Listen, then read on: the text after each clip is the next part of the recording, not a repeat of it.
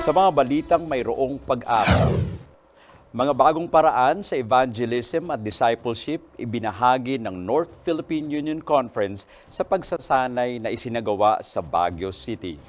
Ikatlong certification training, patuloy na naging pagpapala sa pangunguna at paglilingkod ng Sabbath School leaders sa Cavite Mission. Direction setting at orientation isinagawa ng South Central Luzon Conference sa ikasusulong ng gawain sa Quezon, Marinduque area. Mahigit 1,000 babasahin ipinamahagi ng Bookman Army Riders Club sa bayan ng Adams, Ilocos Norte. Masiglang prayer life isinulong at binigyang halaga sa Central Quezon II District Fellowship. Ika-27 anibersaryo masayang ipinagdiwang ng Lutukan Adventist Elementary School. Health Seminar, pinangunahan ng mga Adventista sa Barangay Carmencita, Delfin Albano, Isabela. Mga Adventista sa North Taguig District, katuwang sa Dental Mission na isinagawa sa Western Bicutan. Lahat ng yan ihahatid mula sa tanggapan ng North Philippine Union Conference. Ito ang Hope Today NPUC News.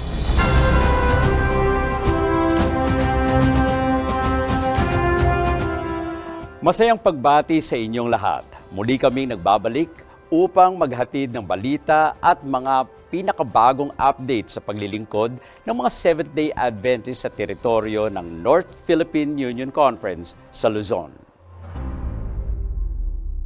Magkakasamang nakinabang ang mga pastor at leader mula sa North Philippine Union Conference territory sa kanilang pagdalo sa Global Disciple Making Evangelism Training na idinao sa Baguio City.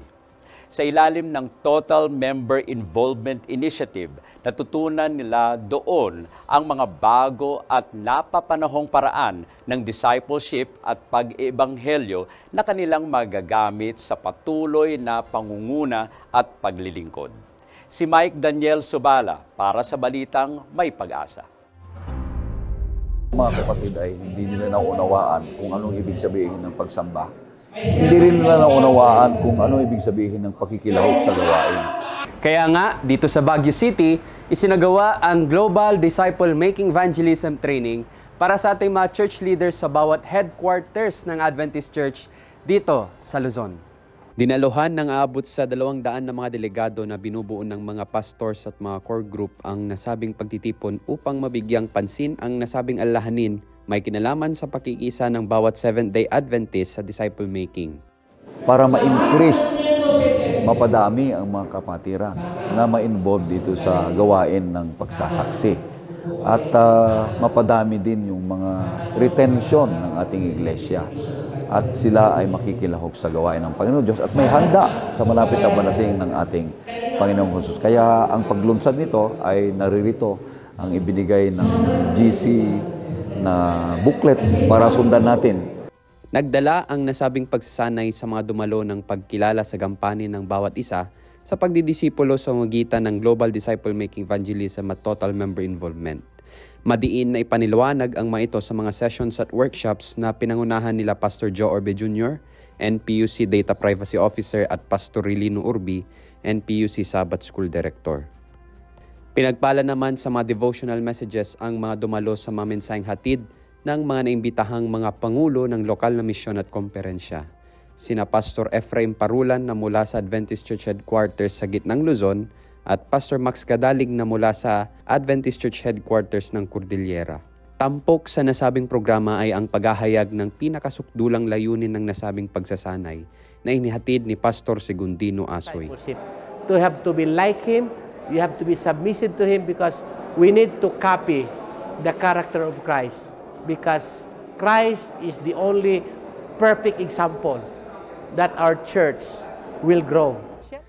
Tiniyak namang babaunin na mayamang karanasan ang nasabing pagsasanay kaya inaasahang ito ay ipapatupad sa bawat Adventist Church Headquarters sa Luzon. At isang malaking tulong ito sa mga bawat missions and conferences dahil naririto ang mga core team namin na silang magbabahagi ng mga programang ito sa mga distrito. It will surely help our pastors to do their primary work, and that is to make disciples. And we intend that this plan or this initiative will be implemented in our mission field. Ang pagdidisipulo ay isang malinaw na ebidensya sa pagiging sabik ng isang Kristiyano sa pagbabalik ni Kristo sa ikalawa. Kaya kaibigan, inaanihan kang makilahok sa panukala ng Global Disciple Making Evangelism.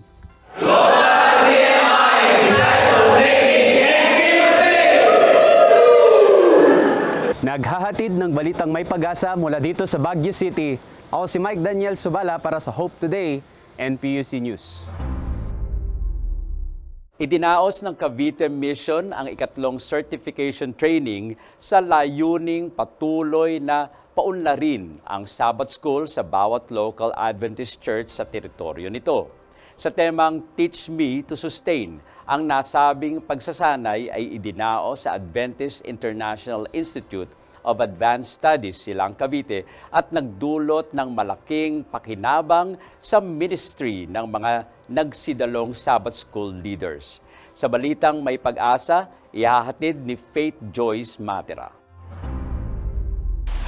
Patuloy ang pagsasagawa ng Cavite Mission Sabbath School Superintendents 3.0 na may temang Teach Me to Sustain dito sa Adventist International Institute of Advanced Studies, Silang Cavite. Sa pangunguna ng Sabbath School and Personal Ministries Cavite Mission Director na si Pastor Alonesto Regio, muli ay naisagawa ang certification ng mga Sabbath School leaders sa nasasakupan ng Cavite Mission. Ang tema na Teach Me to Sustain na pagpapatuloy ng temang Teach Me to Oversee noong nakaraang taon ay natutugma sa mga naituro ng mga leksyon at mga paraan kung papaano mapapanatili ang presensya ng mga kapatiran at mas mapapalago ang kanilang ministeryo at paglilingkod nang naayon din naman sa gabay ng Sabbath School Guidebook at ng banal na espiritu. Coming and joining this kind of seminars and training, number one is a respond to the call. So, number one, sumusunod ka or you're answering to the call to be trained and continue to be a good leader for the church. And number two, this is also a reminder for everyone to be yung pagpe-fellowship o pagsasama-sama, it inspires you to be stronger in the faith and to be a strong leader. Bilang isang Sabbath School Superintendent, mahalaga itong mga ganitong training na ma-attend na ng mga Sabbath School leaders and other leaders. Kasi ito yung makakatulong para sa mga leaders para ma-equip at maraming matutunan at para mas maging effective yung pamumuno at yung pag-lead sa ating iglesia. Minsan, ang ginagawa natin, yung kung ano na lang yung nakasanayan natin, akala natin, okay na yon, maganda na yon. Pero pag pumupunta tayo dito sa mga ganitong mga training, nare-realize natin kung ano pa yung mga kailangan natin gawin, paano natin may improve yung ating mga serbisyo, yung ginagawa natin sa church, paano natin mapapangalagaan yung ating mga miyembro at paano tayo mas magiging involved sa ministry ng church. Ako po ay patuloy na nananawagan sa ating mga kapatid sa local church na yung pong ating mga gawain, yung pong ating pong total member involvement, yung each one po natin, yung each member a care group member at yung each church plant at church na battle cry po ng Cavite Mission ay atin pong isagawang lahat. Cavite Mission Sabbath School, Teach Me to Sustain 2024! Hatid ang balitang may pag-asa, ako si Faith Joyce Matera, nag-uulat para sa Hope Today, NPUC News. Nagsagawa ng leadership orientation ang South Central Luzon Conference sa iba't ibang simbahang Adventista sa Quezon, Marinduque area. Ang nasabing orientation ay pinangunahan ng SCLC administrators and directors sa layuning maiayon sa iisang direksyon ang pangunguna at paglilingkod ng butihing lokal Adventist church leaders sa nasabing area. Ang kanilang nagkakaisang pagsulong ng gawain doon, balitang may pag-asa ni Eric James Fallier. Sa pangunguna ng South Central Luzon Conference President, Pastor Jasper Flores, kasama ang SCLC Directors na isa katuparan ng bi-cluster na pagpupulong ng mga leader ng mga lokal na iglesia para sa buong maghapong leadership orientation na isinagawa sa iba't ibang bahagi ng Quezon Marinduque area. Nagsilbing plenary speakers at lecturers sa breakout sessions ang Ministerial Council katuwang ang ilang mga leader ng bawat distrito upang talakayin ang mga mahalagang impormasyon na may kinalaman sa kalusugan, kabataan, musika at edukasyon. Ako'y nagagalak na samantalang ako ay dumadalo sa ganitong lektura ng mga orientation ay nakikita ko ang aking malaking mga pagkukulang. Ang akala ko kasi ay tamang-tama na ng aking kalaman, pero sa ganitong magpagkataon nakikita ko na mayroon pa palang malaking kakulangan na nakakukuha ko at nadadagdagan yung aking kalaman sa ikasusulong na aking paglilingkod sa gawain ng Panginoon. Binigyang diin ang mga gampanin ng elders, deacons at deaconesses, kasama rin ang tungkulin ng department leaders sa loob at labas ng iglesia. Talagang napakaganda po ang pagkakasama-sama namin dito sapagkat marami po dito mga update ng mga aral na dapat matutunan ng mga leader. Doon po ay napakinggan namin yung mga iba't ibang kaparaanan ng mga elder kung ano yung mga gagawin sa kanilang mga tuka, sa kanilang mga iglesia. Ganon din po ang mga iba't ibang departamento na ito po ay kanilang magagampanan ng maayos sa pamamagitan ng mga makabagong paraan ng paglilingkod bilang mga leader ng banal na iglesia. Patuloy na hinahangad ng pangasiwaan na mas mapaigi at mapalawak pa ang paglilingkod ng mga kapatiran at leader ng iglesia sa kanilang mga distrito. Ang isa sa mga direksyon ng ating pong tanggapan ng ECLC ay palalakasin natin at patitibayin ang leadership ng ating mga lokal na iglesia. Ikalawa, to equip our church officers upang sila maging epektibo sa kanilang pangangasiwa sa ating mga lokal na iglesia. Kapag ang ating mga church officers ay equip sila, ay nagiging matagumpay at naging maayos at naging successful ang kanilang pangangasiwa sapagkat meron silang materyales puwertes na kanilang gagamitin sa kanila pong pangangasiwa. Ang ikatlo, dahil po sa misyon ng ating iglesia. Ngayong taon ay Year of Evangelism at ang lahat po ng mga departamento at lahat ng mga miyembro ay kinakailangan makikisangkot sa tinatawag nating total member involvement. Tunay na isang hamon sa bawat isa ang sinasabi ni Mrs. Ellen G. White sa Prophets and Kings, page 31. The path of men who are placed as leaders is not an easy one, but they are to see in every difficulty a call to prayer. Gaya rin ang sinasabi ng Hebreo 13 verse 7, alalahanin ang mga namumuno sa inyo na nagpahayag ng salita ng Diyos. Isipin kung paano sila namuhay at tularan ninyo ang kanilang pananampalataya.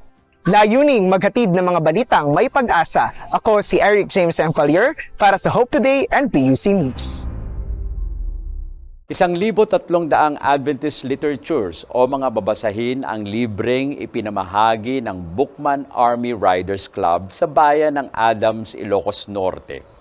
Sa pangunguna at suporta ng Northern Luzon Mission Publishing Ministries Department, ang paglilingkod na ito ng naturang Adventist Motorcycle Group ay nagdulot ng masaya at pinagpalang karanasan sa kanilang mga nagbahagi at tumanggap ng mga libreng babasahin.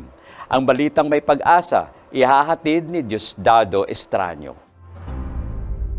Ang grupo ng Bookman Army Club ng Northern Luzon Mission ay namahagi ng mga klat sa bayan ng Adams, Ilocos Norte sa pangunguna ni Pastor Noah Hope, Publishing Ministries Director ng Northern Luzon Mission, upang sa pamamahagi ng babasahin ay maipaabot sa mga tao ang kaalaman at magkaroon ng pag-asa ng kaligtasan. Ito ay ang programa ng misyon sa bawat lugar na nakatalaga sa unang quarter ng taong kasalukuyan. Kung may mga grupong sundalo at kapulisan, hawak ay mga bakal na sandata upang magabot ng kapayapaan sa bayan. Ang Bookman Army Club, hawak ay mga klat ng karunungan, nais na ibigay sa mga tao upang maghatid ng pag-asa.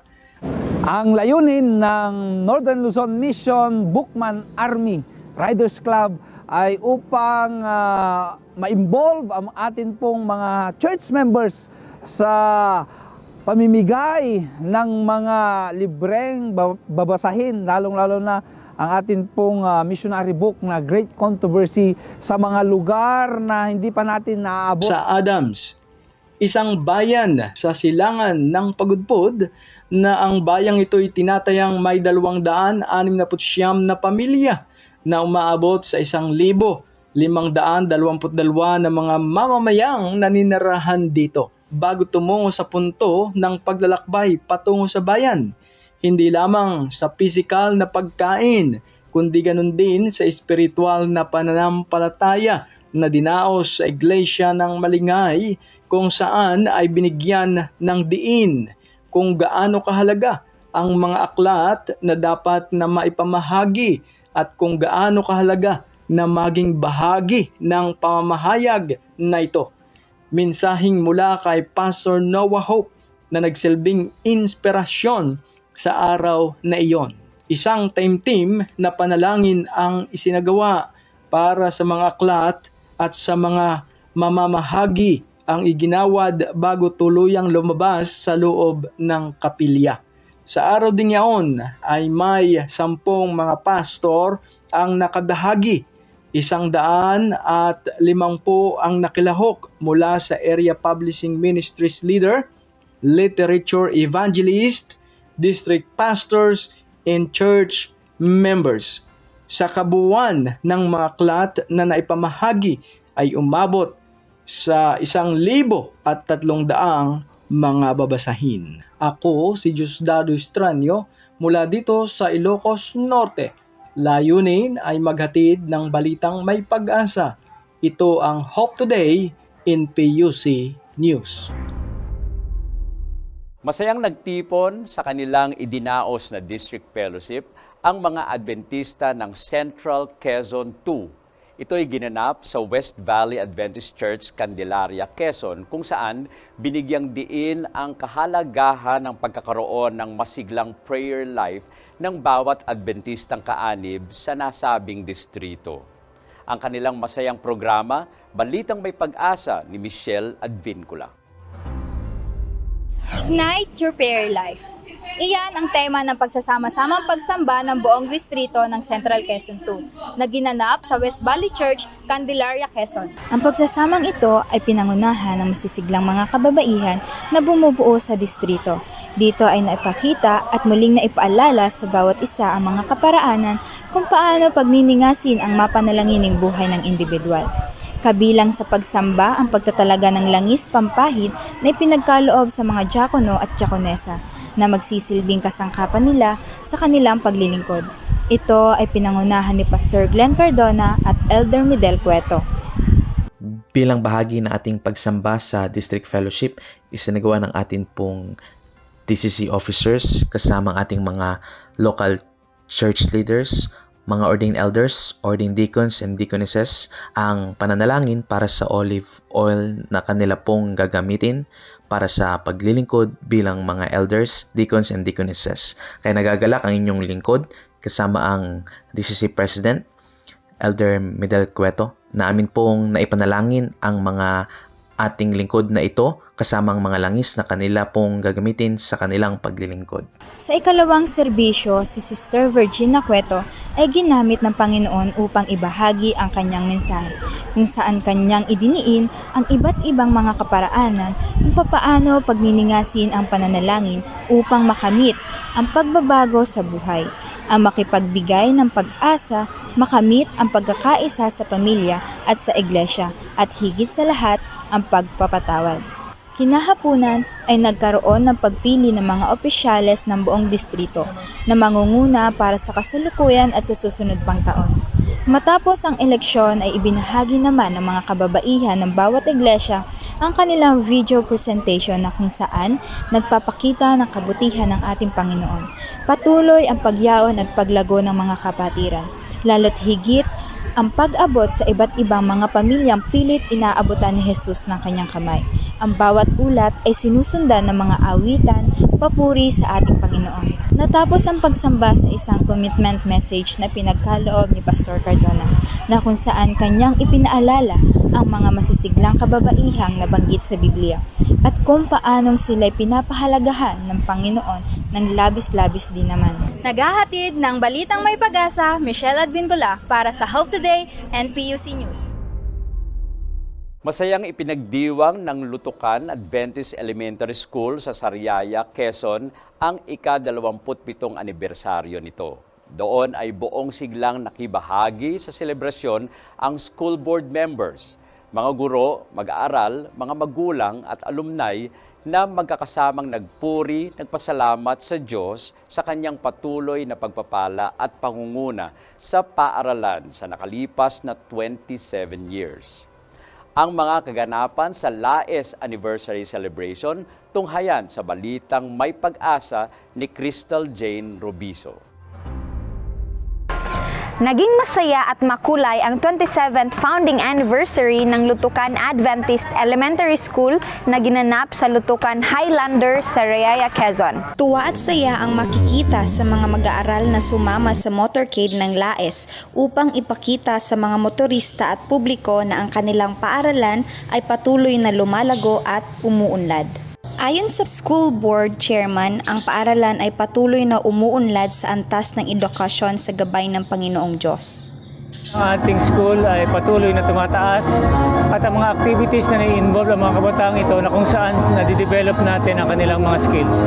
Dahil po sa pamumuno ng ating mga school board at lalong-lalo siyempre ng ating Panginoon na kung saan siya yung pinakang ating sandigan sa ating pong school na to. Sa tulong ng Panginoon ay naitaguyod namin ang paaralan at ngayon ay patuloy na sumusulong. Natuwa ang mga magulang at mga panuhin sa mga ipinamalas na kagalingan ng mga mag-aaral sa pagkanta at paggamit ng mga iba't ibang instrumento. Ini-encourage ko po kayo na magpa-aral din po kayo sa paaralang ito. Hindi po kayo magsisisi.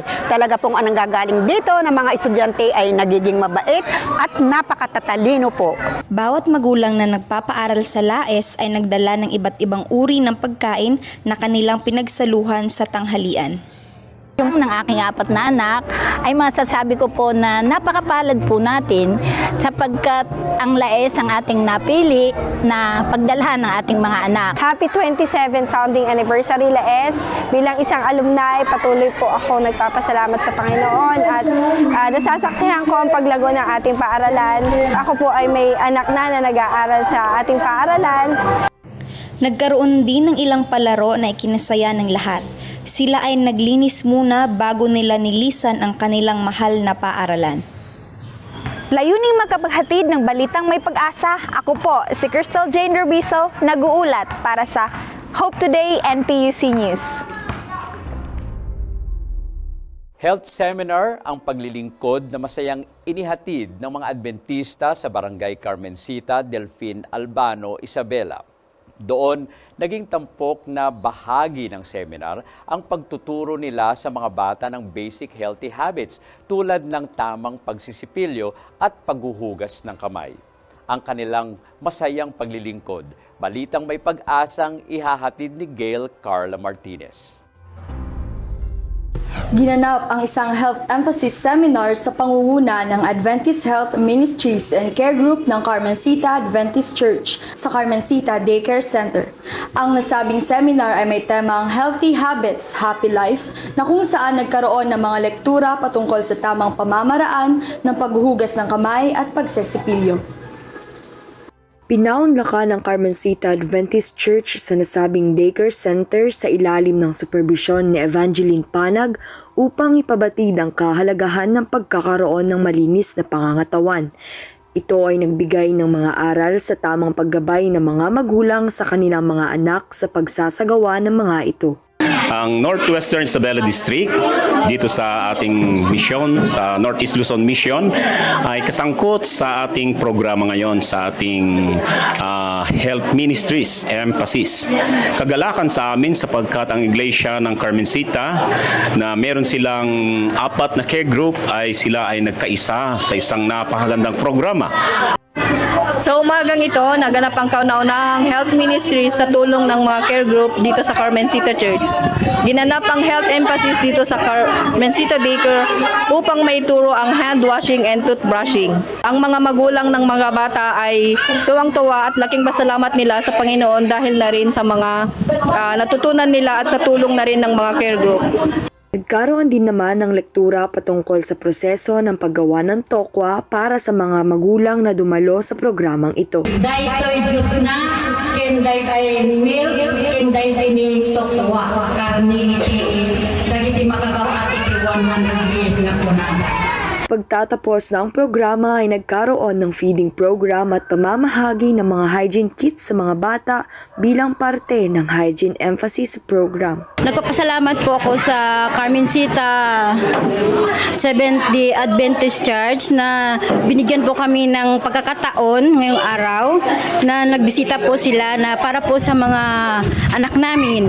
At mayroon po kaming natutunan na sa kanila na maraming salamat po sa Carmencita Church, care group sa pagbigay support sa pagbigay ng healthy tips para sa mga bata, sa pagbibigay ng mga gift, hygiene kit para magamit ng mga bata dito sa daycare. At maraming salamat po. To God all be the glory. Ang programang ito ay nagresulta ng bagong kaalaman sa mga bata at kanilang mga magulang. Tunay ngang Jesus is the greatest healer of all at nararapat na alagaan din natin ang ating mga sarili sa gabay ng ating Panginoon. Layuning maghatid ng balitang may pag-asa, Gail Carla Martinez, nag-uulat para sa Hope Today and PUC News. May pagkakaisang nakibahagi ang mga Adventistang mula sa North Taguig District sa dental mission na isinagawa sa Western Bicutan. Katuwang ng Washington Dental Group, umabot sa 250 mga pasyente ang masayang nakatanggap ng kanilang free dental services. Ang balitang may pag-asa, ihatid ni Shedi Lane Flores. Hangad na makapaghatid ng ngiti sa ating mga kaibigan at kapatiran, nagsagawa ng dental mission ang Washington Dental Group dito sa North Taguig Center Church. Maraming natuwa nang magkaroon ng libreng bunot sa nasabing lugar dahil nga mas makakatipid pa sila at hindi nakakailanganing gumastos pa. Masaya po ako na mayroong dental mission po dito sa aming lugar at ginagrab ko na po ang pagpapabunot ng libre kasi po wala po akong pambayad. Hindi lang libreng bunot ang ibinigay sa mga mamamayan, kundi namigay rin sila ng libreng gamot pagkatapos mabunutan. At may palibreng ice cream pa, na siya namang ikinatuwa nila, lalo na ng mga bata. On behalf of Kaped Vito Bermas and mga kagawad, nagpapasalamat po kami sa Seventh-day Adventist sa ibinababang programa dito sa Western Bicutan. Malaking tulong po ito para sa mga residente natin, lalo na po yung mga walang kulang po sa financial para makapagpabunot. Alam naman po ng Seventh-day Adventist na suportado po sila ni Kap Bermas at ng buong kagawad po. Namahagi rin tayo ng mga librong babasahin na talaga namang makapagbibigay inspirasyon sa ating buhay at daan din upang mas makilala pa natin ang ating Panginoon. Maraming kapatiran ang nagboluntaryo upang makatulong sa gawain na mula pa sa iba't ibang kalapit na distrito. Ngayon po ay 250 patients po ang aming pong pinaglingkuran. Sa mga challenges naman po ay kayang-kaya naman po ng dental team dahil sila po ay kumpleto sa equipment. Sila po ay magagaling. Yung kanila pong team na dental mission na BTY ay 8 years na pong number 1 sa Alaska na dental team.